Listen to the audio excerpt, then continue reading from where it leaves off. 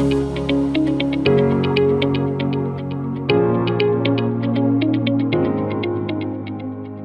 वालेकुम क्लास। चलें अब आ जाएं अपने आज के टॉपिक पे, दैट इज लिपिड्स। अब लिपिड्स क्या हैं? आप लोगों ने फैट तो वर्ड सुना हुआ है। फैट्स को ही ऑलमोस्ट हम लिपिड्स कहते हैं। अब फॉर एग्जांपल, जहां पर भी वर्ड लिपिड का आएगा वहां पर आपके साथ ही साथ मोटापा भी आएगा।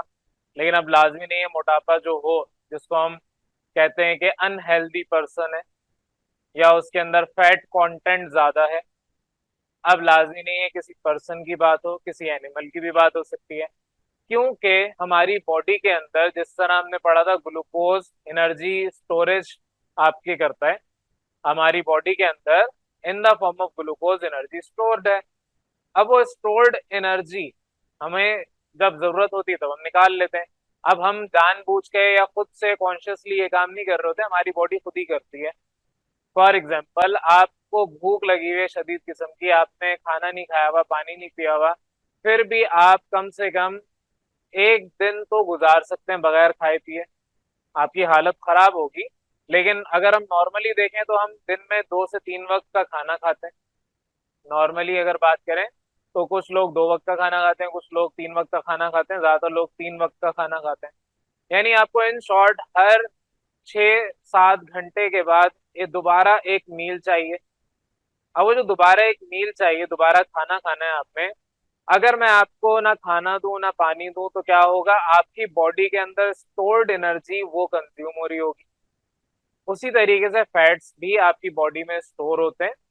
जो आपका सेल होता है, एनिमल सेल की बात करें या प्लांट सेल की बात करें, जो सेल होता है उस सेल के जो लेयर है मेम्ब्रेन के ऊपर, वहां पर भी आपके लिपिड्स यानी फैट्स पाए जाते हैं। तो आपके सेल के अंदर फैट अगर आ जाए, यानी कि आप यूं कह सकते हैं कि कोई आपके पास फैट मेमोराइज कर ले। मेमोराइज अगर किसी सेल ने अपने फैट को कर लिया, फॉर एग्जाम्पल जो लोग जिनका वजन ज्यादा होता है, जिनकी नॉर्मल ह्यूमन स्ट्रक्चर जैसा होना चाहिए वैसा नहीं होता, जो ज्यादा वेट रखते हैं, जो मोटे हो जाते हैं, उन लोगों के अंदर जाहिर है एक तो फैट कंटेंट ज्यादा है। उनके जो अपने सेल्स हैं उन्होंने मेमोराइज कर लिया फैट को, फैट के मॉलिक्यूल्स ने अपने वहां पर जगह बना दी है। अब आप कुछ भी कर लें, आप डाइटिंग कर लें, आप अपना दौड़े लगाएं, एक्सरसाइज जो करना है करें, आप पतले भी हो जाएंगे, वजन भी आपका डिक्रीज हो जाएगा। लेकिन अगर आपने एक दफा बेकायदगी कर ली, अगेन क्योंकि मेमोरी थी वहां पर, दोबारा से वो सेल आपके अपने अंदर फैट जनरेट कर लेंगे। तो अगर लेट सपोज आपको गाड़ी चलाना आती है या मोटरसाइकिल चलाना आती है, कोई भी आपको गाड़ी इस तरह की चलाना आती है, अगर आपको 1 साल 2 साल गाड़ी चलाने को ना मिले, हो सकता है आप आउट ऑफ प्रैक्टिस होने की वजह से भूल जाएं, लेकिन एक दफा आपके हाथ में गाड़ी या मोटरसाइकिल आ गई, आपको 1 घंटा भी नहीं लगेगा, आप उसी तरीके से जैसे 2 साल पहले चलाया करते थे वैसे दोबारा चला लेंगे। क्यों? क्योंकि आपके मोटर स्किल्स डेवलप हो चुके हैं एक दफा। उसी तरीके से हमारे जो सेल्स हैं उसके अंदर भी फैट मेमोराइज कर लेता है। वो सेल जब मेमोराइज कर लेता है तो सेल मेमोरी जनरेट हो जाती है, और फिर अब हम कुछ भी करके वजन कम कर लें, फैट हमारे अंदर जो ऑल्दो कम हो जाता है, स्टोर्ड एनर्जी थी वो हमने निकाल ली। आपने कहा कि मैंने लेट सपोज घर पे टॉफी का एक स्टॉक खरीद के रख दिया या बिस्किट्स खरीद के रख दिए, अब वो बिस्किट घर पे पड़े हुए, अब वो बिस्किट खा के खत्म कर लें, वो जगह खाली हो जाएगी, अगली दफा और बिस्किट वहां पे लाके रख सकते हैं। अब क्योंकि बॉडी की बात हो रही है, जाहिर है घर पे तो आप वहां पर बिस्किट का डब्बा रखा था, अगली दफा आप किताबें रख दें उस जगह पर। लेकिन आपकी बॉडी में तो ऐसा नहीं होगा, आपकी बॉडी में अगर फैट स्टोर हो गया है तो फैट ही स्टोर होगा उस जगह जाके। अब फैट हमें मिलता कहाँ से? जाहिर है हमें सोर्स भी पता होती है। हम अगर कोई खाना पकाते हैं तो हम उसमें ऑयल लाजमी डालते हैं। अगर हम इवन रोटी बना रहे हैं और हमें ऑप्शन मिले कि इसमें ऑयल डाल के रोटी को तल दें, दैट इज आप उसका पराठा बना लें, तो हम चाहेंगे कि पराठा खा लें हमें, क्योंकि वो ज्यादा टेस्टी लगता है।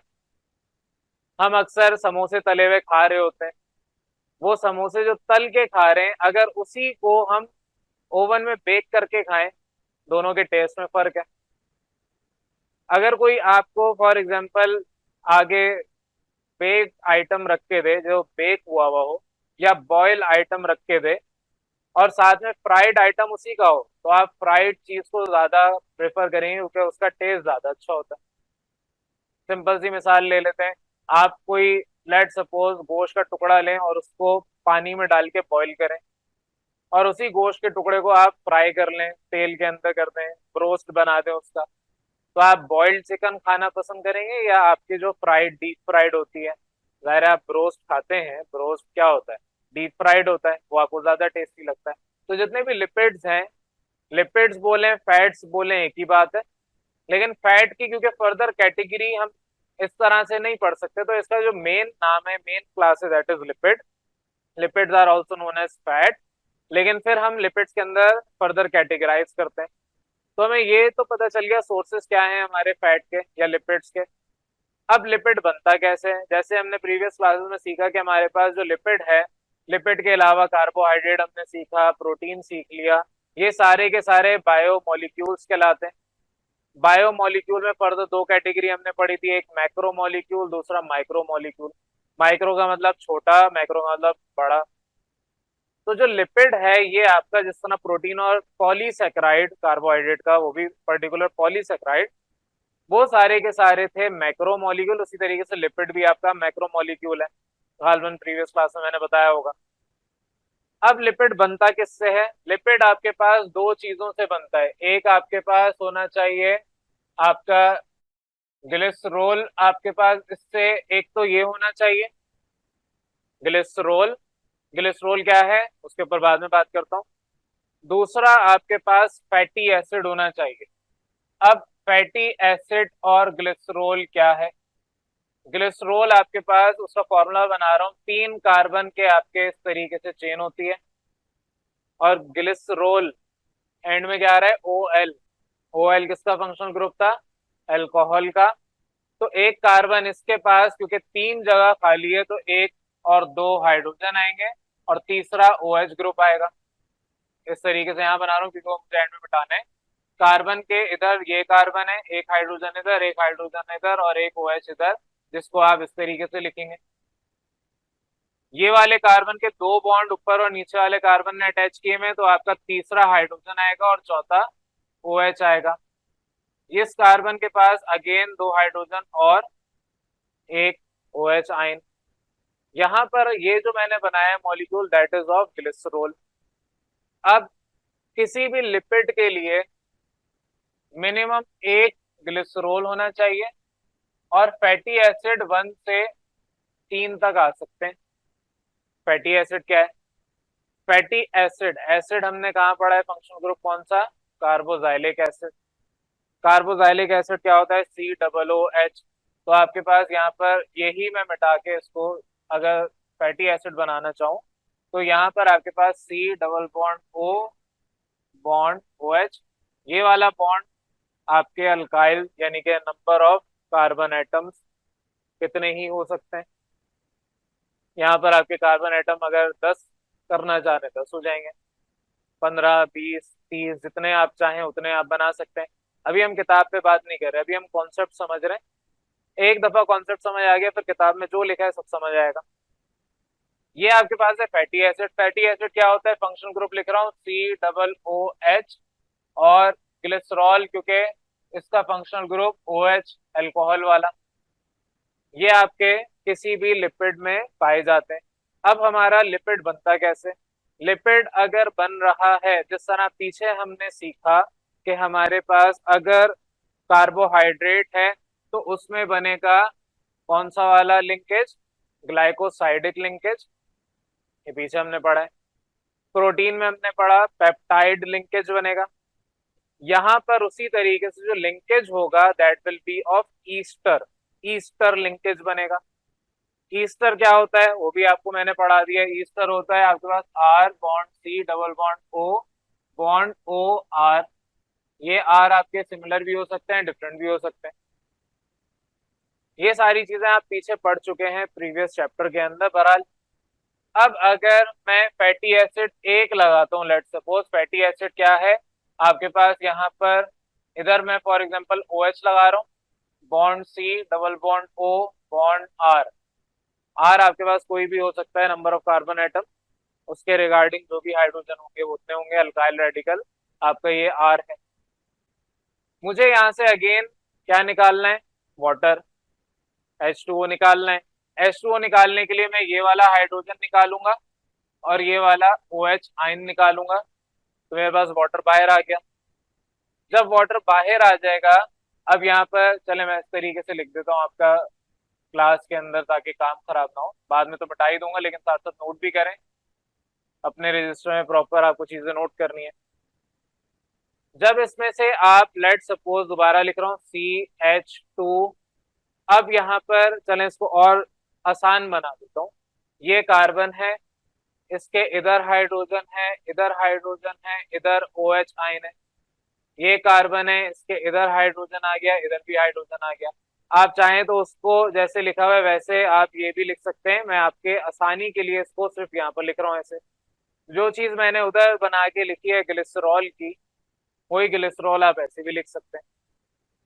हम क्या कर रहे हैं, इसका एक हाइड्रोजन निकाल रहे हैं। ये हाइड्रोजन अगर मैं निकालूंगा तो इसका ये वाला बॉन्ड खाली हो गया।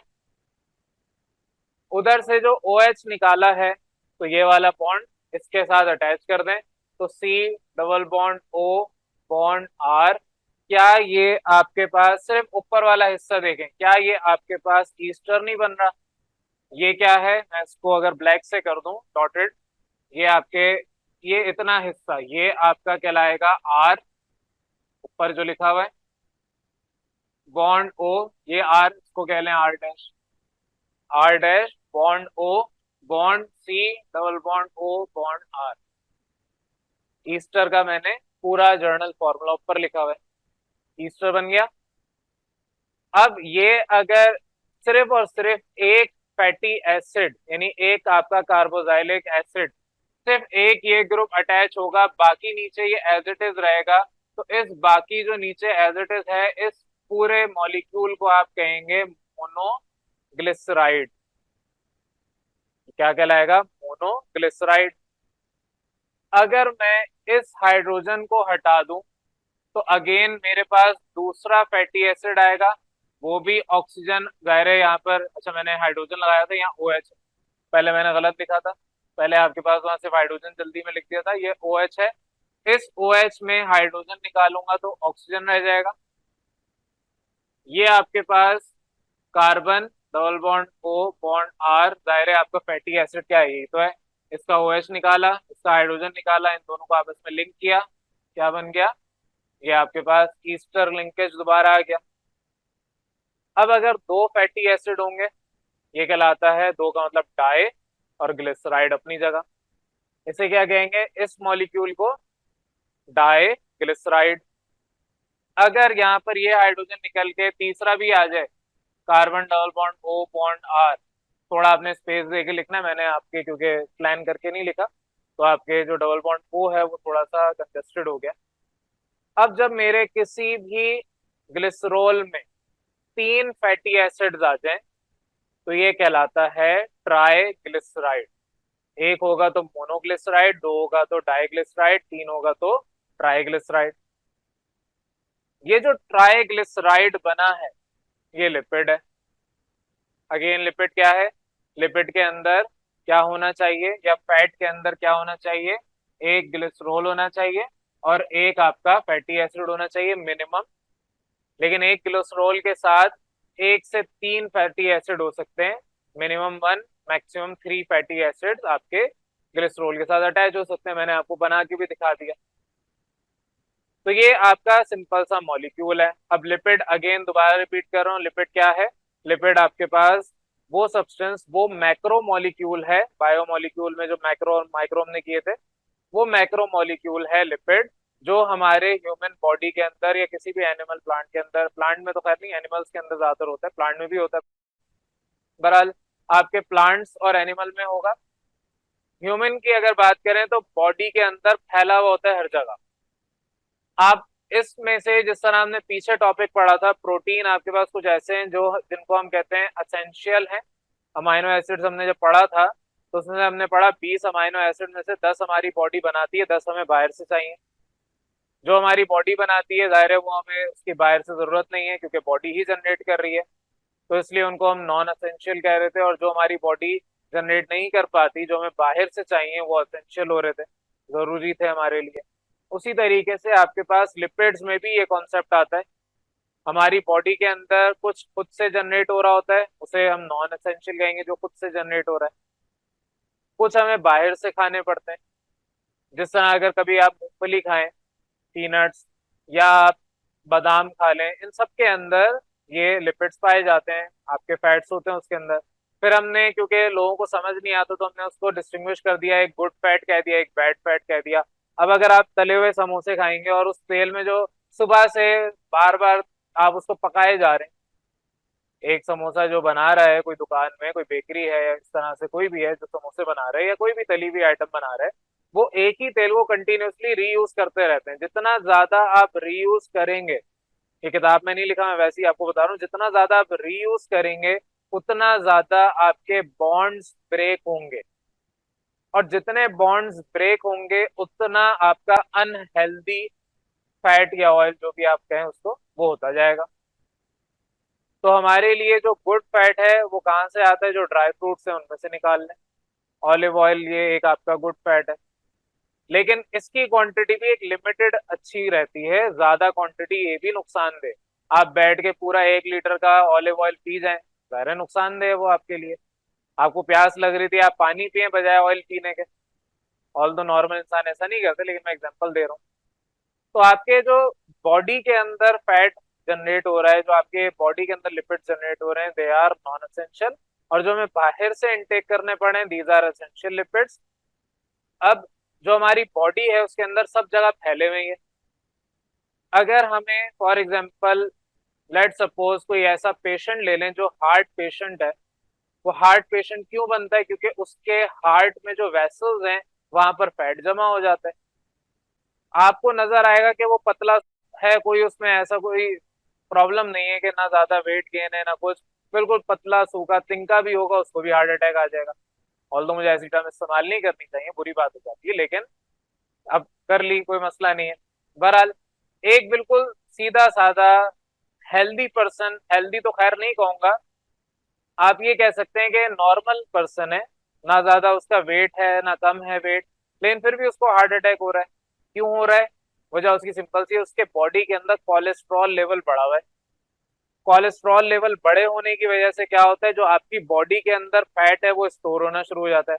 कोलेस्ट्रॉल लेवल क्या है? Stored fat in your body. अब बॉडी के अंदर अगर फैट मेरे स्टोर हो रहा है, तो वो फैट जाहिर सेल के ऊपर भी आएगा, हर जगह फैलेगा। पहले तो आपकी स्किन के नीचे फैट होता है, अगर कभी आपके स्किन पे कट लग जाए और ऐसा कट लगे कि खून ना निकल रहा हो, तो बेसिकली आपकी फैट लेयर सिर्फ कट हुई है। स्किन के अंदर भी 3 लेयर्स होती हैं। अब वो 3 लेयर ये सारा पढ़ाना शुरू कर दिया तो जाहिर है फिर बायो पढ़ गए हम लोग। तो आपके स्किन के भी लेयर्स होती हैं, तो जो नीचे लेयर है स्किन के फौरन नीचे वाली, वहां से फैट स्टार्ट हो जाता है। फिर हमारे जाहिर ऑर्गन्स के दरमियान भी फैट इकट्ठा हो जाता है, अगर नहीं है तो बहुत अच्छा है, अगर आपके कोलेस्ट्रॉल लेवल बढ़ गया तो आपके ऑर्गन्स के अंदर भी फैट इकट्ठा होगा। लिवर आपका एक वाहिद ऑर्गन है जिसके अंदर फैट नहीं होता, लेकिन उसमें भी इकट्ठा लोग कर लेते हैं। जो हम इतने फास्ट फूड आइटम खाते हैं, उससे क्या होता है? यही तो होता है। फास्ट फूड क्या है? बार बार रीयूज हो रहा है ऑयल, वो रीयूज होता रहेगा। आज यूज किया, कल भी, परसों भी, तब तक यूज होता रहेगा जब तक उसमें से आपका खाना पक के निकले और खाना का टेस्ट खराब ना हो जाए, तब तक रीयूज होता रहेगा। टेस्ट तो हम केमिकल्स डाल के चेंज भी कर सकते हैं। तो बहरहाल हम क्या करते हैं, हम पैसे बचाने के चक्कर में खराब ऑयल के ऊपर खाना बनाते हैं। वो खराब ऑयल जब हमारी बॉडी में जाता है, वो इकट्ठा हो जाता है अगेन, जो भी फैट है वो बॉडी में स्टोर होगा। आपको अगर स्टोर नहीं करना तो उसके लिए आपको सोच समझ के खाना पड़ेगा। और अगर कभी गलती से खा लिया है, कभी दावत में गए और आपने ऐसा खाना खा लिया जिससे आपको लग रहा है कि आपका वजन बढ़ जाएगा, फैट कंटेंट उसमें ज्यादा है, तो फिर आपको एक्सरसाइज करनी पड़ेगी। लेकिन अगेन शुरू में कहा, आपके सेल मेमोराइज कर लेते हैं। आप कुछ भी करके वजन कम कर लें, एक दफा बेकायदगी करेंगे, सेल क्योंकि उनको याद होता है, फौरन से फैट आके उधर ही स्टोर होगा जहां पहले आपने वहां से निकाला था। तो ये आपका एक ओवरव्यू मैंने दिया है लिपिड्स का। दोबारा समराइज कर रहा हूँ, फिर आपकी किताब पे आऊंगा। आपके पास लिपिड्स क्या हैं? लिपिड आपके मैक्रोमोलिक्यूल हैं। ये किससे बनते हैं? ग्लिसरॉल और फैटी एसिड से। ग्लिसरॉल और फैटी एसिड क्या है, माइक्रोमोलिक्यूल है। माइक्रोमोलिक्यूल के एग्जांपल्स हम पहले जो मैंने आपको क्लास में समझाई थी कि एक ब्लॉक ले लें, बिल्डिंग है, पूरी बिल्डिंग किससे बनी है, छोटे छोटे ब्लॉक से। अगर आप विलेजेस, गांव देहात ऐसे इलाकों में जाएं, वहां पर आपके इतनी ज्यादा बिल्डिंग्स, बिल्डिंग्स तो खैर अलग चीज है, इतने ज्यादा फ्लोर्स नहीं होते, घर होते हैं तो ज्यादा से ज्यादा वो एक मंजिला होगा। वजह उसकी क्या है, क्योंकि वो रेड ब्रिक से बनते हैं। रेड ब्रिक मजबूत भी है और छोटे साइज में भी होती है, लेकिन उन ब्रिक से आप बड़ी टॉल बिल्डिंग्स नहीं खड़ी कर सकते। तो आपके छोटे छोटे ब्लॉक्स माइक्रो हैं और एक बड़ी सी बिल्डिंग मैक्रो है। सिमिलरली यहाँ पर आपके ये माइक्रो मॉलिक्यूल्स हैं, ये मिल के एक मैक्रो मॉलिक्यूल बनाते हैं। लिपिड इटसेल्फ क्या है, अभी मैंने आपको बता दिया, ट्राइग्लिसराइड, मोनो, डाई, ट्राई, ये तीनों हो सकते हैं। तो यहाँ पर अब मैं आपकी किताब पे आ रहा हूँ कि होपफुली पूरा टॉपिक मैंने आपको पढ़ा दिया है तफसीलन। पहले इसमें किसी को कंफ्यूजन है तो वो डिस्कस कर लें, अदरवाइज मैं आपकी किताब पे आ रहा हूँ। चलें अब अपनी किताब को देख लें। किताब में आपके लिपिड को ही टॉपिक हम इसको पढ़ रहे हैं। किताब में आपको सबसे पहले डिफाइन करवाया हुआ है। मैंने डिफाइन आपको ज़ाहिर है इंग्लिश में नहीं करवाया, मैंने समझा दिया, अब हम उसमें किताब के लिहाज से चल रहे हैं। सबसे पहले एक चीज, लिपिड्स आपके हेट्रोजीनियस मॉलिक्यूल है। हेट्रोजीनियस का मतलब क्या होता है ये आपको क्लियर होना चाहिए, क्योंकि हेट्रोजीनियस आप 9th क्लास में समझ चुके हैं। दो कैटेगरी होती हैं, सोल्यूशन की बात करें तो सोल्यूशन दो टाइप के पड़े, homogeneous solution, heterogeneous solution. Homogeneous solution का मतलब क्या है कि अगर मैं एक सब्सटेंस डाल रहा हूँ वो पूरा मिक्स हो जाएगा, अब मिक्स होने के बाद उसको निकाल नहीं सकते। हेट्रोजीनियस का मतलब क्या है, एक आपने सॉल्यूट डाला सॉल्वेंट में तो अब उसको निकाला भी जा सकता है। मिक्स कर लें अच्छे से, पानी के अंदर पत्थर डाल के मिक्स कर लें।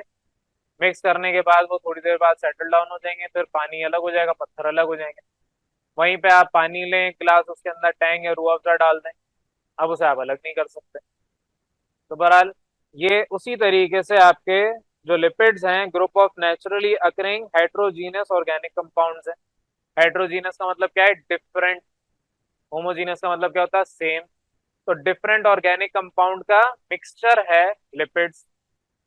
मजीद आपको बताया हुआ है जिसके अंदर फैट होता है, ऑयल होता है, वैक्सेस हैं या अदर वाटर रिपेलेंट, जिसको हम वाटर कहते हैं हाइड्रो, रिपेलेंट का मतलब होता है फोबिक, अदर हाइड्रोफोबिक सब्सटेंसेस।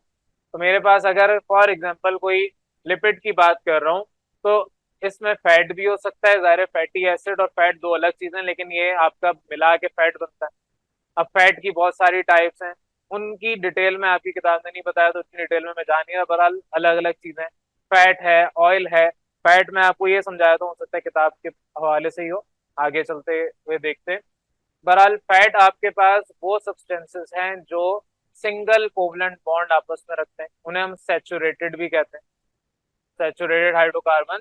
अगर वो फैट के अंदर आते हैं तो उन्हें हम सैचुरेटेड फैट भी कहते हैं। और जो अनसैचुरेटेड फैट होता है उसको हम ऑयल कहते हैं। डिफरेंस दिया हुआ है इसलिए मैंने आपको बता दिया। तो बहरहाल आपके पास यहाँ पर अगेन डेफिनेशन को ही दोबारा बता रहा हूँ कि आपके पास ये हेट्रोजीनस ऑर्गेनिक कंपाउंड है, ऑर्गेनिक मॉलिक्यूल है। इसके अंदर डिफरेंट डिफरेंट ऑर्गेनिक कंपाउंड्स मौजूद हैं, जैसे कि आपका फैट, ऑयल, वैक्स। मोमबत्ती अगर कभी देखी हो वो वैक्स होता है। जो आपकी शहद की मक्खी है, शहद बनाती है तो वो पहले वैक्स का पूरा स्ट्रक्चर बनाती है। हमारे इवन कानों में से ही वैक्स निकलता है, लेकिन वो वैक्स अलग होता है। तो आपके वैक्स क्या है सबको क्लियर होना चाहिए, सबने देखा हुआ भी है।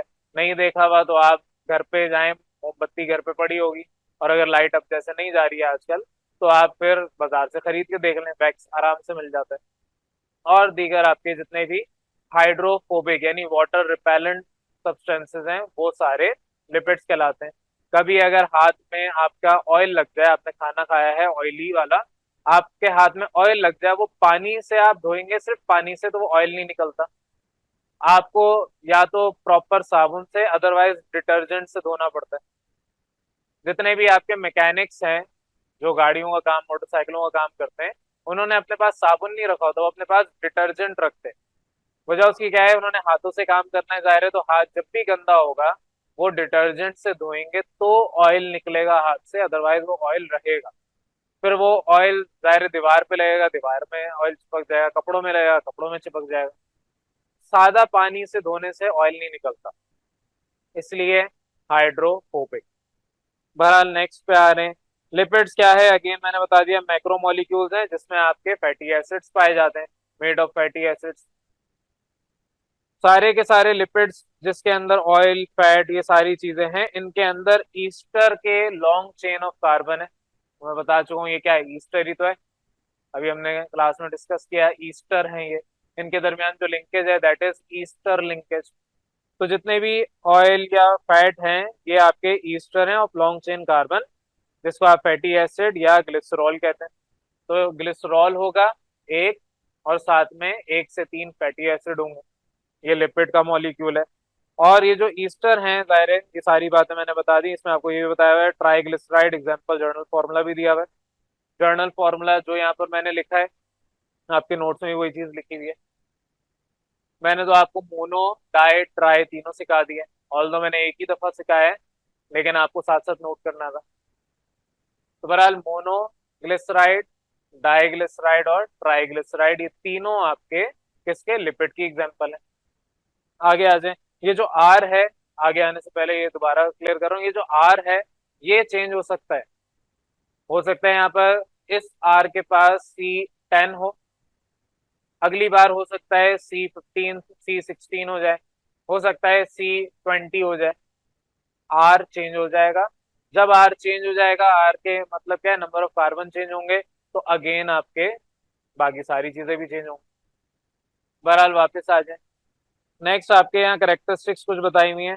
करेक्टरिस्टिक्स में पहली करेक्टरिस्टिक क्या है, लिपिड्स आपके are composed of elements. Are composed of element कौन कौन से, कार्बन, ऑक्सीजन और हाइड्रोजन। बहुत आपके जो रेयर केसेस होते हैं उसके अंदर नाइट्रोजन भी आ जाता है, बाकी चीजें भी यहाँ लिखी हुई हैं अदरवाइज, तो नाइट्रोजन भी आ जाता है, फॉस्फोरस भी आ जाता है। तो आपके कुछ जगहों पर ऐसा होता है, अदरवाइज मेनली क्या है, कार्बन, हाइड्रोजन और ऑक्सीजन। तो इनके पास जो कंपोज्ड ऑफ एलिमेंट्स लिखा हुआ है, कार्बन, हाइड्रोजन, ऑक्सीजन, ये सारे के सारे लिपिड्स के अंदर आते हैं, जिसके अंदर नाइट्रोजन और फॉस्फोरस कुछ हद तक होता है। और lipids are the building block of cell, मैंने शुरू में ये पॉइंट क्लियर कर दिया, जो सेल बना हुआ है उसके ऊपर लिपिड है। लिपिड आपका होगा तो सेल बनेगा। Lipids are the building block of cell का मतलब क्या है, सेल बनाने के लिए, यानी घर बनाने के लिए जैसे आपको ईंटें जरूरी हैं, उसी तरह सेल बनाने के लिए आपको लिपिड्स चाहिए, लिपिड्स जरूरी हैं। सेकंड पॉइंट पे आ जाएं, ये जो आपके लिपिड्स हैं, it is a group of naturally occurring heterogeneous, ये सारी बातें आपकी डेफिनेशन में मैंने बता दी हैं, यहाँ पॉइंट इजाफी आया हुआ है। तो जाहिर है अभी डेफिनेशन हमने पढ़ी, हेट्रोजीनस ऑर्गेनिक कंपाउंड अपने अंदर रखता है, जिसमें फैट, ऑयल, वैक्सेस और दीगर वाटर रिपेलेंट यानी हाइड्रोफोबिक कंपाउंड्स भी पाए जाते हैं। ये पॉइंट सेम वही चीज लिखा हुआ है। हाइड्रोफोबिक ये वर्ड आपको बस याद रखना है, ये मैं काफी दफा आपको सिखा भी चुका हूँ। हाइड्रो का मतलब वाटर, फोबिक का मतलब डरना। डरना, जिस चीज से आप डरते हैं उससे आप दूर भागते हैं।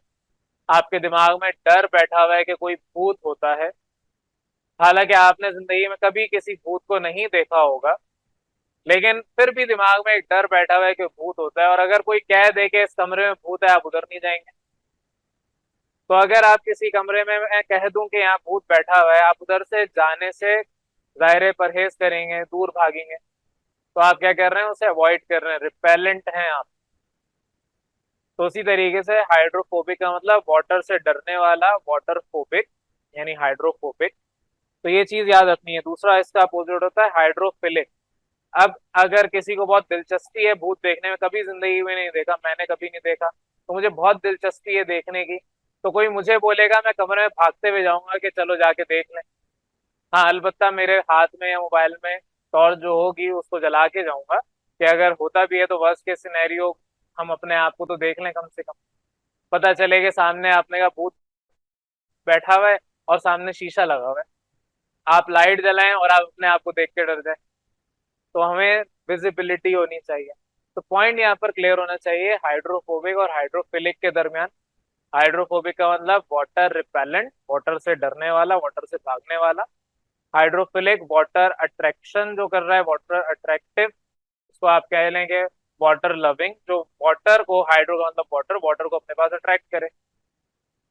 बहरहाल ये पॉइंट आपको क्लियर हो गया होगा। थर्ड पॉइंट पे आ रहा हूँ, इसको आप, जाहिर है अभी हम बात कर रहे हैं कि ये वाटर रिपेलेंट है, हाइड्रोफोबिक है, तो किसी से तो ये उसमें डिजोल्व होता होगा ना, किसी के पास तो अट्रैक्ट होता होगा। तो अभी जब मैंने एग्जांपल दी, जितने भी आपके ऐसे लोग जो ऑयल ग्रीस इससे काम करते हैं, ज्यादातर मैकेनिक वगैरह, तो उनके पास डिटर्जेंट होता है। डिटर्जेंट के अंदर दोनों चीजें पाई जाती हैं। उसके अंदर दो पार्ट्स होते हैं डिटर्जेंट में, एक आपके पास हाइड्रोफोबिक होता है, एक हाइड्रोफिलिक होता है। तो डिटर्जेंट क्या करता है, जो हाइड्रोफोबिक पार्ट है वो पानी को दूर करता है और इस तरह के स्टेन्स, ऑयल ग्रीस वगैरह को अपने पास अट्रैक्ट करता है। और जो दूसरा हाइड्रोफिलिक पार्ट होता है वो फिर हाइड्रोफिलिक यानी वाटर को उसकी जगह पर रिप्लेस करता है। ये डिटर्जेंट तभी मैंने आपको अगर पढ़ाया हो, तो अदरवाइज आगे जब होगा तो देखेंगे। बहरहाल जो आपके इस तरह के सब्सटेंसेस में पानी काम नहीं करता, तो कुछ और चीजें तो काम करती होंगी। कभी अगर लेट सपोज आपके हाथ में ऑयल या ग्रीस लग जाए, अक्सर हम क्या करते हैं, कुंडी घर के जो दरवाजे में उसमें काम नहीं करती तो उसमें ग्रीस लगा देते हैं। अगर कभी गलती से हाथ में आपके लग जाए तो क्या करते हैं, हम नॉर्मली गाड़ी के अंदर से, मोटरसाइकिल से पेट्रोल निकालते हैं और हाथ में डालते हैं, वो साफ हो जाता है। कभी अगर फर्श पे, आपके घर पे पेंट हो रहा है, फर्श पे वो पेंट गिर गया है, जाहिर है दीवार पे तो पेंट होना ही है, लेकिन वो फर्श पे गिर गया है, तो उसकी सफाई पानी से नहीं होती, उसकी सफाई पेट्रोल या एसीटोन इस तरह के ऑर्गेनिक सब्सटेंस से होती है। तो आपके कुछ सॉल्वेंट होते हैं, इसको हम कहते हैं ऑर्गेनिक सॉल्वेंट। ऑर्गेनिक सॉल्वेंट का मतलब क्या है, ऑर्गेनिक सॉल्वेंट आपके पास जैसे कि ईथर हो गए, आपका क्लोरोफॉर्म हो गया, कार्बन टेट्राक्लोराइड हो गया, ये सारे जो भी मेरे ध्यान में आ रहे हैं, होपफुली आपकी किताब में भी लिखे होंगे, वापस आ जाए। तो आपके यहाँ पर ये सारी चीजें लिखी हुई हैं, इसको हम इजीली डिसॉल्व कर लेते हैं। ये इजीली सॉल्युबल है इन ब्लोअर्स रेजेंट। ब्लोअर्स रेजेंट ये नाम है किसका, एक पर्टिकुलर रेशो है। जैसे आपने बचपन में कहीं एक्वा रीजिया का नाम सुना होगा। एक्वा रीजिया एक पर्टिकुलर रेशो है नाइट्रिक एसिड और हाइड्रोक्लोरिक एसिड के दरमियान, 3:1 का रेशो होता है। उसी तरीके से यहाँ पर आके बस 2:1 का रेशो है, किस किस का, डाई इथाइल ईथर और साथ ही साथ ethyl alcohol. Di ethyl ether आपको दिमाग में क्लियर होना चाहिए क्या है, ईथर्स में पढ़ा चुका हूँ। डाई इथाइल ईथर कैसे बनेगा, इसका आईयूपीएसी नेम और स्ट्रक्चर खुद बनाएंगे आप, ये मैं आपको टारगेट दे रहा हूँ। तो डाई इथाइल ईथर कैसे बनता है ये आपने खुद बनाना है। दूसरा, इथाइल अल्कोहल बेसिक्स है। आप डाई इथाइल ईथर 2 चम्मच लें, 1 चम्मच इथाइल अल्कोहल लें, आपका ब्लोअर्स रेजेंट बन गया। आप 2 बोतल ले लें किसकी, डाई इथाइल ईथर की, और 1 बोतल ले लें किसकी, इथाइल अल्कोहल की। तो अगेन उसको मिक्स करेंगे, आपका ये रिएजेंट तैयार हो जाएगा। इसमें डिसॉल्व हो जाता है, इसमें सॉल्युबल है, या दूसरे ऑर्गेनिक सॉल्वेंट जैसे कि ईथर, बेंजीन, एसीटोन, ये सारे नाम मैं ले चुका हूँ पीछे, कार्बन टेट्राक्लोराइड और क्लोरोफॉर्म, ये सारे नाम मैं आपके पीछे समझा चुका हूँ। ये ऑर्गेनिक सॉल्वेंट है, पानी में नहीं काम कर रहा, पानी से दूर भाग रहा है, तो किसी से तो जाहिर है डिसॉल्व होगा ना, किसी में तो सॉल्युबल होगा। नेक्स्ट पॉइंट आपका, जो लिपिड्स हैं उन्हें हम फैट्स भी कहते हैं। ये शुरू में मैंने आपको पहला जुमला ये कहा था, लिपिड्स आर फैट, और फैट्स क्या हैं, हेट्रोजीनस ऑर्गेनिक कंपाउंड। अब फैट को मैं ये नहीं कह सकता ये लिपिड है, क्योंकि फैट फर्दर और डिफरेंट कैटेगरी में ब्रेक डाउन होता है, लेकिन लिपिड्स में फैट पाए जाते हैं। ये आपके सिंपल कैरेक्टरिस्टिक्स हो गए। अब फैटी एसिड नेक्स्ट टॉपिक है। फैटी एसिड क्या है ये भी मैं बता चुका हूँ। अब जो कुछ यहाँ लिखा है इतनी डेप्थ में नहीं पढ़ा रहा, जो आपके नहीं पढ़ाया किताब में गिवन है वो हम डेप्थ में पढ़ रहे हैं। फैटी एसिड क्या है, सिंपल आपके लिपिड्स का बिल्डिंग ब्लॉक है फैटी एसिड। फैटी एसिड का फंक्शनल ग्रुप क्या है, कार्बोक्सिलिक एसिड वाला। ये फैटी एसिड्स हैं आपके। बहरहाल एक्सप्लेनेशन आपकी सारी जो मैं आपको बता चुका हूँ वो यहाँ पर लिखी हुई है, आप खुद से पढ़ेंगे। फैटी एसिड आपके कार्बोक्सिलिक एसिड है जिसमें लॉन्ग चेन है। अब लॉन्ग चेन में आपके पास यहाँ जो आर है, ये अगर डबल बॉन्ड रखता है फैटी एसिड में, ये जो आर है मैं इधर लिख देता हूँ, ये आर अपने अंदर अगर डबल बॉन्ड रखता है तो इसको हम कहेंगे कि ये अनसैचुरेटेड है। आपने सैचुरेटेड और अनसैचुरेटेड का कॉन्सेप्ट सीखा हुआ है। सैचुरेटेड हाइड्रोकार्बन कौन से होते हैं, जिसमें सिंगल बॉन्ड हो। अनसैचुरेटेड कौन से होते हैं, जिसमें डबल या ट्रिपल बॉन्ड हो। अगर सिंगल बॉन्ड होगा तो ये सैचुरेटेड है।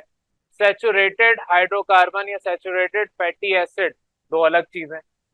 हाइड्रोकार्बन में सब आ जाते हैं, फैटी एसिड में सिर्फ ये इस तरीके के कंपाउंड्स होंगे। तो अनसैचुरेटेड और सैचुरेटेड फैटी एसिड्स का आगे जो डिफरेंस है वहां पर हम डिटेल में बात करेंगे। बहरहाल अब वापस आ जाए, तो फैटी एसिड में आपके यहाँ पर बता दिया, सैचुरेटेड अनसैचुरेटेड दोनों हो सकते हैं। फैटी एसिड आपके long chain saturated unsaturated carbon है जिसमें 12 से 20 कार्बन एटम आते हैं। ये पॉइंट मैंने आपको पीछे बताया था, 20 तक आप ले सकते हैं, नहीं बताया तो दोबारा बता रहा हूँ। आपके 12 to 20 कार्बन होंगे इधर आर की जगह, इस आर की जगह, ये जो हमने ट्राइग्लिसराइड बनाया हुआ है इस आर में 12 से लेकर 20 तक कार्बन एटम्स हो सकते हैं। अब अगर लेट सपोज 20 कार्बन है तो उसके रिगार्डिंग आपके हाइड्रोजन भी उतने ही होंगे। क्लियर है यहाँ तक?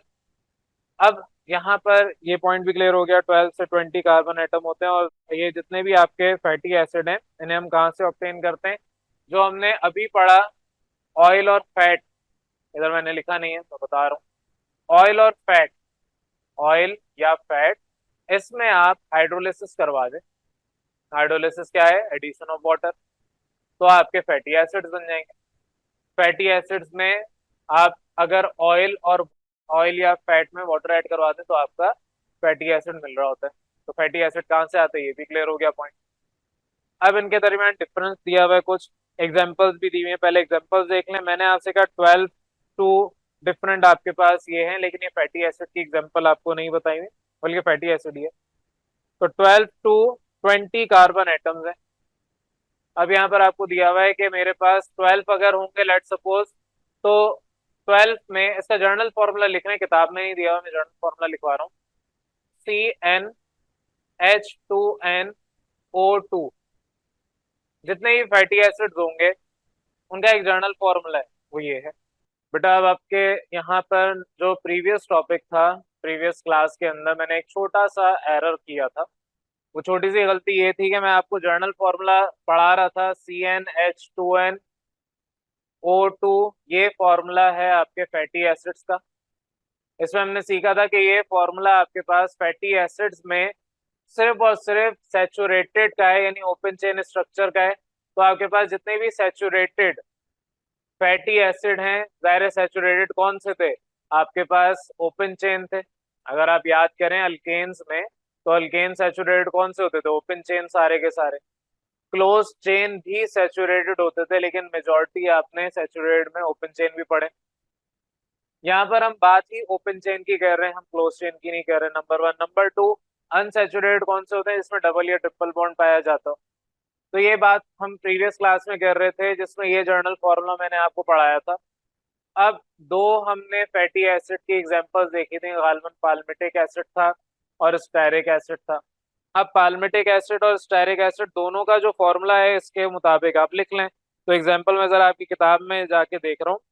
तो पाल्मिटिक एसिड फॉर एग्जांपल आपकी किताब में दिया हुआ है, जिसमें आपको अगर फॉर्मूला क्या है, C15H29, बल्कि 31 है, 31COOH। अगर मैं कार्बन टोटल कितने, प्रीवियस क्लास में मैंने यहाँ कार्बन नहीं लिखवाया था, गलती ये हुई थी, वो अपने पास दुरुस्त कर लें। टोटल कार्बन कितने हैं? 16। तो जर्नल फॉर्मूला पाल्मिटिक एसिड का होता है C16H, क्योंकि 16 2s are 32। ऑक्सीजन फिर भी दो ही रहेंगे, ऑक्सीजन चेंज नहीं होंगे। जितने भी आपके फैटी एसिड्स हैं उनके अंदर हमेशा दो ऑक्सीजन पाए जाएंगे। वो दो ऑक्सीजन जाहिर है COOH, यानी C double bond O bond OH की फॉर्म में। सिमिलरली जिस तरह यहाँ 16 है, अगर मैं 18 पुट कर दूं तो आपके पास वो बन जाता है स्टेरिक एसिड। तो स्टेरिक एसिड क्या होगा? C18H। अब 18 मल्टीप्लाई बाय 2, 36O2। इसको भी वैसे ही ओपन कर लें। C17H, 36 में से 35 और बकिया COOH, ये आपके आ गए स्टेरिक एसिड। तो ये छोटा सा एरर आपके प्रीवियस क्लास में मुझसे हो गया था, तो जाहिर है अगली क्लास में मेरी जिम्मेदारी है कि आपको दुरुस्त करवाऊं। और वो भी जो एरर हुआ था उसमें जल्दी जल्दी के अंदर एरर हुआ था, मैं ये बीच में कार्बन लिखना भूल गया था। अब वो रवानगी में एरर आप लोगों ने भी इसी तरह से लिखा है, क्योंकि बीच में किसी ने भी किताब में जाके देखा तो नहीं यहाँ कार्बन है और मैं नहीं लिखवा रहा। जाहिर है आप लोगों ने भी नहीं बताया, मैंने भी करेक्ट नहीं किया। तो जब मैंने खुद उसको देखा है बाद में कि मैंने तो गलत पढ़ा दिया, तो फिर मैंने आपको अब यहाँ पर दोबारा से इसको रिकॉल करवा दिया, रिवाइज करवा दिया। अब इसके आगे जितना भी काम मैं प्रीवियस क्लास में आपको पढ़ा चुका हूँ इसके आगे मैंने आपको जितने भी काम करवाए हैं उसके यूजेस हैं, सोर्सेज वगैरह, वो सब इसके आगे वही है। तो अब इसके बाद वहीं से आपका काम स्टार्ट होगा, यानी इसके आगे जितना भी काम है वो आपने वही करना है जो प्रीवियस क्लास में करवा चुका हूँ। बहरहाल एग्जाम्पल भी आपको उसी की गिवन है। अदरवाइज यहाँ पर आपको एक पॉइंट बहुत इंपॉर्टेंट लिखा हुआ है कि in the presence of mineral acids. Mineral acid क्या होता है हम पीछे पढ़ चुके हैं, जब हम चैप्टर 2 पढ़ रहे थे एसिड बेस सॉल्ट का, तो उसमें हमने टाइप ऑफ एसिड पढ़ा था। एक हम कहते हैं ऑर्गेनिक एसिड, जो हमारे जो फलों के अंदर या इस तरह की चीजों में होता है। दूसरा हमारे पास होता है ये इस तरह के मिनरल एसिड। मिनरल एसिड जैसे HCl हो गया, HNO3, H2SO4, ये सारे मिनरल एसिड। तो बहरहाल उन मिनरल एसिड्स के अंदर अगर आप ये एसिड प्रोड्यूस करेंगे, यानी कि जब आप इनके मिनरल एसिड की प्रेजेंस में प्रोड्यूस करेंगे, तो आपके ये फैटी एसिड क्या करेंगे, आपको ईस्टर विद ग्लिसरॉल। ईस्टर का मतलब क्या है, ऑयल और फैट देंगे, साथ ही साथ ग्लिसरॉल भी देंगे। तो in the presence of mineral acid ये एसिड प्रोड्यूस करते हैं आपके ईस्टर्स, या ईस्टर यानी ईस्टर के साथ ग्लिसरॉल। तो ऑयल या फैट प्रोड्यूस होगा, साथ ही साथ ग्लिसरॉल भी मिलेगा। अब ऑयल और फैट तो हमें पता है, ग्लिसरॉल में बता चुका हूँ, वो लिखा हुआ, ठीक है। तो ये सारे कुछ आपके बेसिक बेसिक पॉइंट थे। अब जल्दी से अपने इसमें आ जाएं जो आपके यहाँ पर डिफरेंसेस लिखे हुए हैं। पहला डिफरेंस क्या है कि ये फैट की बात हो रही है, फैट और ऑयल के दरमियान। फैट आपके पास रूम टेम्परेचर में सॉलिड होता है और ऑयल आपके रूम टेम्परेचर में लिक्विड होते हैं। बेसिक सी अंडरस्टैंडिंग हमारी है। फैट हमारे घर में इन द फॉर्म ऑफ घी मौजूद है। ऑयल जो नॉर्मली वेजिटेबल ऑयल हम कुकिंग ऑयल के तौर पे यूज करते हैं, वो ऑयल हमारे घर में लिक्विड की फॉर्म में पड़ा होता है। हमें घी सॉलिडिफाइड हुआ हुआ तवे पे रखना पड़ता है ताकि वो मेल्ट डाउन हो जाए। तो ये पहला डिफरेंस क्लियर हो गया। दूसरा, आपके पास जो फैट है वो ज्यादातर एनिमल्स से निकलता है और जो ऑयल है वो ज्यादातर प्लांट से निकलता है। तीसरा पॉइंट, ये आपके सैचुरेटेड कंपाउंड्स हैं। फैट क्यों सैचुरेटेड है, सॉलिड है वो भी रिप्रेजेंट कर रहा है आपके सैचुरेटेड को, और क्योंकि सैचुरेटेड है वजह उसकी क्या है, इनके दरमियान सिंगल बॉन्ड है। जिनके दरमियान डबल बॉन्ड है, लाजमी नहीं है सिर्फ एक ही डबल बॉन्ड हो, मल्टीपल डबल बॉन्ड हो सकते हैं। जितने भी डबल बॉन्ड्स होंगे जाहिर अनसेचुरेटेड होगा। ऑयल आपका इसी वजह से अनसेचुरेटेड है, तो ऑयल आपके अनसेचुरेटेड कंपाउंड हो गए। जो आपके पास ऑयल है जाहिर है वो मेल्ट हुआ हुआ है ऑलरेडी, उसका मेल्टिंग पॉइंट और क्या मेल्ट होगा, वो पहले ही मेल्ट है ऑयल। फैट हालांकि सॉलिड है, उसको मेल्ट होना है, उसे आपको टेम्परेचर देना है, तो फैट का मेल्टिंग पॉइंट ज्यादा होता है as compare to oil. Next पे आ जाए, लास्ट पॉइंट आपका, जो फैट है ये कोलेस्ट्रॉल लेवल इंक्रीज करता है बॉडी में। शुरू में मैंने कहा हार्ट अटैक्स ज्यादा क्यों आ रहे हैं आजकल लोगों को, क्योंकि उनके बॉडी में कोलेस्ट्रॉल लेवल हाई है। बेशक एक नॉर्मल दिखने वाला इंसान, ना उसका ज्यादा वजन बढ़ा हुआ है, ना ही वो ज्यादा पतला है, बीमार है, लेकिन फिर भी उसको हार्ट अटैक आ जाता है। क्यों, क्योंकि उसकी बॉडी में कोलेस्ट्रॉल लेवल ज्यादा है, यानी फैट स्टोर्ड है, उसके ऑर्गन्स के अंदर फैट डिपॉजिट हो गया है। तो इस केसेस में आपके पास इस किस्म की चीजों में जब कोलेस्ट्रॉल लेवल बढ़ जाता है, तो इसका मतलब क्या, आप फैट ज्यादा कंज्यूम कर रहे हैं। On the other hand oil इसको रिड्यूस करता है या मेंटेन करता है। तो कोलेस्ट्रॉल लेवल बॉडी का ये मेंटेन करता है। अगर आप कम क्वांटिटी में ऑयल खाएंगे, ज्यादातर अगर आपने ऑलिव ऑयल कंज्यूम करना शुरू कर दिया, तो ऑलिव ऑयल की वजह से मेंटेन तो रहेगा, हो सकता है रिड्यूस भी हो जाए अगर आपके अंदर क्वांटिटी ज्यादा है बॉडी में। तो बहरहाल उसको मेंटेन रखता है। ये सिंपल सा डिफरेंस है बिटवीन ऑयल एंड फैट। यहाँ तक अगर कंफ्यूजन किसी को नहीं है तो इसके बाद फिर नेक्स्ट टॉपिक पे आता हूँ, कोई क्वेश्चन है तो पूछ लें। चलें अब आ जाएं अपने आज दूसरे टॉपिक पे। लिपिड्स ही चल रहा है, इसको हम वाइंड अप कर रहे हैं। सोर्सेज और यूजेस, जिस तरह पीछे हमने कार्बोहाइड्रेट प्रोटीन के लिए सीख लिया, उसी तरीके से आपके यहाँ पर भी है। अब सोर्सेज क्या है, प्लांट और एनिमल। एनिमल के अंदर कहाँ कहाँ से पाया जाता है, एनिमल में बहुत सारी दीगर जगहों में से पाया जाता है। अक्सर पहले लोग क्या करते थे, वेल का शिकार करते थे। समुद्री जानवर में दो ऐसे जानवर हैं आपके, एक वेल है एक सैल्मन है, उनमें से आप इसको निकालते हैं।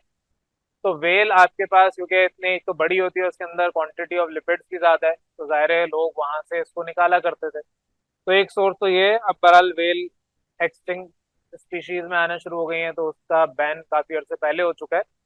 बहरहाल मेरीन एनिमल्स हैं जैसे कि सैल्मन या आपके वेल्स वगैरह, इसमें से आप निकालते हैं लिपिड। और दूसरा आपके जो फॉर एग्जाम्पल दूध देने वाले जानवर हैं, गाय बकरी वगैरह, तो उसमें से भी जाहिर है आप दूध निकाल रहे हैं, दूध से बटर बनाते हैं, घी बनाते हैं और दीगर चीजें बनाते हैं, चीज भी बनती है, ये सारे आपके एनिमल से ऑब्टेन होते हैं। तो मेरीन एनिमल या लैंड एनिमल दोनों से आप इसको निकाल सकते हैं, सोर्स है ये। सेकंड आपके प्लांट, जैसे कि आपके सनफ्लावर हो गए, कोकोनट हो गया, आपके पीनट्स हो गए जिसको हम ग्राउंड नट्स भी कहते हैं, कॉर्न, कॉटन सीड, ये सारे ऑलिव वगैरह, ये सब आपके इंपॉर्टेंट सोर्स ऑफ लिपिड्स है। ये सब आपको पता है तो मुझे इसमें बताने की जरूरत नहीं है कि ये क्या है। नेक्स्ट पे आ रहे हैं यूजेस, थोड़े से छोटे से इनके यहाँ पर पॉइंट्स हैं, वन बाय वन देख रहे हैं। पहला यूज आपको बताया हुआ है कि ये आपके एक्ट करते हैं as a transporter of fatty acid और फैट सॉल्युबल वाइटामिन, जो भी हमारी बॉडी के अंदर है। ट्रांसपोर्टर का मतलब, आप फॉर एग्जाम्पल अगर अपने घर से स्कूल कॉलेज वगैरह जाते हैं वैन में या बस में, वो बस या वो वैन ट्रांसपोर्टर कहलाएगा। ट्रांसपोर्टर का मतलब एक जगह से दूसरी जगह ट्रैवल करने में मदद करने वाला। आपकी बॉडी में ये लिपिड्स फैटी एसिड को एक जगह से दूसरी जगह लेके जाते हैं। अब फैटी एसिड इतने छोटे से हैं, वो आपके खुद से नहीं जा पाते, तो क्या करते हैं, ये सारे फैटी एसिड आपस में एक साथ इकट्ठे होते हैं, आपका लिपिड बनाते हैं। लिपिड फिर वहां जहाँ उसको फैटी एसिड पहुंचाना है वहां जाता है, ब्रेक करता है अपने आप को, लिपिड ब्रेक हो जाता है, और जहां पर बॉडी को फैटी एसिड चाहिए वहां पर ये पहुंचा देता है। साथ ही साथ वाइटामिन कुछ ऐसे हैं, विटामिन ए, डी, ई और के, ये चार विटामिन ऐसे हैं जिसमें आपका लिपिड होगा यानी फैट्स होगा तो वो उसमें डिसॉल्व होंगे, अदरवाइज बॉडी के अंदर विटामिन डालने कोई फर्क नहीं पड़ेगा। फॉर एग्जाम्पल विटामिन डी का अगर कभी कोई कैप्सूल खाता है, जाहिर है विटामिन डी या तो आप सूरज की रोशनी से हासिल करें। अब हम इतने घर में बंद होके रहना शुरू हो गए, ऑफिस में रहना शुरू हो गए कि हमें सुबह या शाम के वक्त ही नहीं मिलता बाहर धूप में बैठने का, तो विटामिन डी हमारे अंदर कम जनरेट होता है। हम क्या करते हैं, इजाफी कैप्सूल खाते हैं। कैप्सूल खाने के साथ डॉक्टर कहते हैं कि आपने दूध के साथ लेना है। क्यों दूध के साथ लेना है? क्योंकि दूध के अंदर जाहिर है फैटी एसिड्स पाए जाते हैं, लिपिड्स पाए जाते हैं। वो लिपिड्स क्या करते हैं, उस विटामिन को अपने अंदर डिसॉल्व करते हैं। आप वो विटामिन ऐसी पानी के साथ पी लें, तो अभी हमने लिपिड के बारे में क्या पढ़ा, ये हाइड्रोफोबिक है, आपकी बॉडी में डिसॉल्व नहीं होंगे। तो इसलिए आपके कुछ ऐसे विटामिन भी हैं, ए, डी, ई के, याद रखने के लिए आप कह लें एडेक, ठीक है। एडेक, जिस तरह हेडेक होता है, हेड का एच साइलेंट करते हैं, हेडेक। तो आपके विटामिन ए, डी, ई और के, ये आपके चार ऐसे विटामिन हैं जिसके लिए लाजमी है फैट्स कंज्यूम करना। अगर कंज्यूम नहीं करेंगे बॉडी डिसॉल्व नहीं करेगी। तो बहरहाल ये आपके पास पहला यूज हो गया, पहला पॉइंट हो गया। दूसरे पॉइंट पे आ जाए, कुछ लिपिड्स आपके रिड्यूस करते हैं cholesterol level in the body, ये भी मैं बता चुका हूँ पीछे।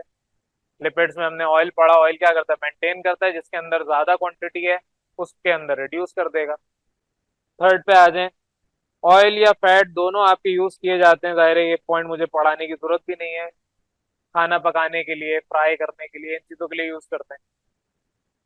नेक्स्ट फोर्थ पॉइंट आपका, फैट और ऑयल जितने भी हैं ये डिटर्जेंट, सोप वगैरह इन सब के साथ यूज किए जाते हैं, इनके अंदर यूज किए जाते हैं। जो आपके कपड़े अगर गंदे हो जाते हैं तो डिटर्जेंट उसको अपने साथ एब्जॉर्ब कर लेता है। आपके कपड़ों में ऑयल लग गया है, आप उसमें डिटर्जेंट से धोएं, वो आपका ऑयल निकल जाएगा। तो डिटर्जेंट वगैरह के अंदर भी यूज किए जाते हैं, कॉस्मेटिक, पॉलिश, पेंट वगैरह इन सब में यूज किया जाता है। दीवार जो आपके घर पे पेंट हो रही है उसके अंदर भी ऑयल या फैट पाया जाता है। नेक्स्ट पे आ जाए, नेक्स्ट पॉइंट फिफ्थ आपका है, ये एक्टिवेट करते हैं, लिपिड्स एक्टिवेट करते हैं एंजाइम्स। अब एंजाइम्स इससे पहले भी एक दफा कहीं मैं पढ़ा चुका हूँ, लेकिन एंजाइम का वर्ड मैंने सिर्फ पढ़ा है, एंजाइम इटसेल्फ डेप्थ में नहीं पढ़ाया। तो मैं एक काम ये करूंगा, क्योंकि आपका जब चैप्टर एंड होगा तो उसमें जो एंड में कुछ पॉइंट्स लिखे हुए हैं, साइंस, सोसाइटी, टेक्नोलॉजी, उसके अंदर तो वहां पर एंजाइम्स के बारे में बताया, तो मैं आपको उससे पहले एंजाइम्स पढ़ाऊंगा, बेशक वो किताब का टॉपिक है या नहीं, लेकिन मैं आपको पर्टिकुलरली एंजाइम्स पढ़ाऊंगा। तो अभी फिलहाल एंजाइम के बस याद कर लें कि ये एंजाइम्स एक्टिवेट करते हैं। एंजाइम्स यूं समझे जैसे आपने कैटलिस्ट को समझा हुआ है, रिएक्शन सीखा हुआ है ना, पिछले 9 क्लास में कैटलिस्ट तफसीलन पढ़ा हुआ है हमने। कैटलिस्ट क्या है, रिएक्शन में पार्टिसिपेट नहीं करता लेकिन उसको बूस्ट करने में या स्लो करने में मदद करता है। एग्जाम्पल भी अगर याद हो कि आप भाग रहे हैं और पीछे मैं आपके कुत्ता छोड़ दूं, वो कुत्ता क्या है, कैटलिस्ट है आपका। आप भाग रहे हैं, आप स्लो हो गए हैं, आपका रिएक्शन स्लो हो गया है, बॉडी मूवमेंट स्लो हो गई है, पीछे कुत्ता आके क्या कर रहा है, बॉडी मूवमेंट फास्ट कर रहा है। अब वो कुत्ता जो आपके पीछे लगा हुआ था, वो जानवर रेस नहीं लगा रहा, वो आपसे आगे भी निकल जाए तो उसको मेडल नहीं पहनाया जाएगा फर्स्ट पोजीशन का। लेकिन अगर आप फॉर एग्जाम्पल आगे आगे तो आपको मेडल पहनाया जाएगा। तो रिएक्शन आप कर रहे हैं, आपको हेल्प कौन करवा रहा है, वो है कैटलिस्ट। तो एंजाइम आपका कैटलिस्ट है। नेक्स्ट पे आ जाए 6 पॉइंट। आपके पास जितने भी एनिमल फैट है ये आपके एडिपोज टिश्यू सेल। अब ये एडिपोज टिश्यू क्या है? मैंने आपसे कहा हमारी पूरी बॉडी के अंदर ये फैला हुआ है, फैट हमारी पूरी बॉडी के अंदर फैला हुआ है। जितने भी लोग जिनका कोलेस्ट्रॉल लेवल बढ़ा हुआ है उनके ऑर्गन्स के अंदर तक फैला हुआ है, वरना नेचुरली और नॉर्मली ऑर्गन्स के दरमियान फैट नहीं होता। अगर आपका कोलेस्ट्रॉल लेवल अपना चेक करवा लें, ब्लड टेस्ट के थ्रू हो जाता है, कोलेस्ट्रॉल लेवल आप अपना चेक करवा लें, अगर बढ़ा हुआ है, इसका मतलब ये कि आपकी बॉडी में तो फैट जहाँ स्टोर होना था वहां तो स्टोर है ही, इसके अलावा उसको जहां जहां जगह मिल रही है वहां स्टोर हो रहा है। अक्सर हमारा एक घर में ऐसा कमरा होता है, अक्सर तो सबके ही घरों में सारे ही कमरे ऐसे होते हैं जहां पर इजाफी सामान बस पड़ा होता है, उसकी जगह वो नहीं है लेकिन पड़ा हुआ है। आपके कमरे में उस सामान की कोई तुक नहीं बन रही लेकिन वो पड़ा हुआ है। तो जिसको जहां जगह मिली उसने वो चीज वहां फेंक दी, उसी तरीके से फैट को जहां जगह मिली उसने अपने आप को वहां पर कंज्यूम कर लिया, वहां पर उसने जगह दे दी। तो ये जो एडिपोज टिश्यू सेल है ये आपके सेल है। ये सेल कहाँ पाया जाता है? नेचुरली और नॉर्मली हमारे स्किन के नीचे पाया जाता है, ऑल ओवर द बॉडी पाया जाता है, हमारी हड्डियों में भी पाया जाता है। तो डिफरेंट डिफरेंट जगहों पर पूरी बॉडी में ये फैला हुआ है। इस सेल को हम कहते हैं एडिपोज टिश्यू सेल। बहरहाल ये आपके एनिमल फैट में से निकाला जाता है, और एनिमल जो आपके दूध देते हैं उनमें से आप जाहिर है बटर, घी, चीज, ये सारी चीजें बना रहे हैं। ये सारी चीजें आप खुद भी कंज्यूम करते हैं, इसके अंदर भी पाया जाता है।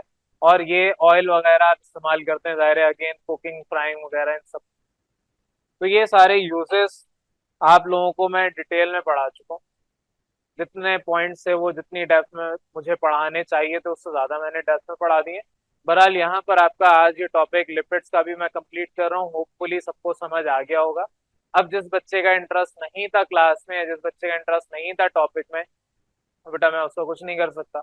और मैं आपको ये कह सकता हूँ कि ऑनलाइन लेक्चर जब मैं दे दूंगा 1 महीने बाद तो आप उसको बैठ के सुन लें।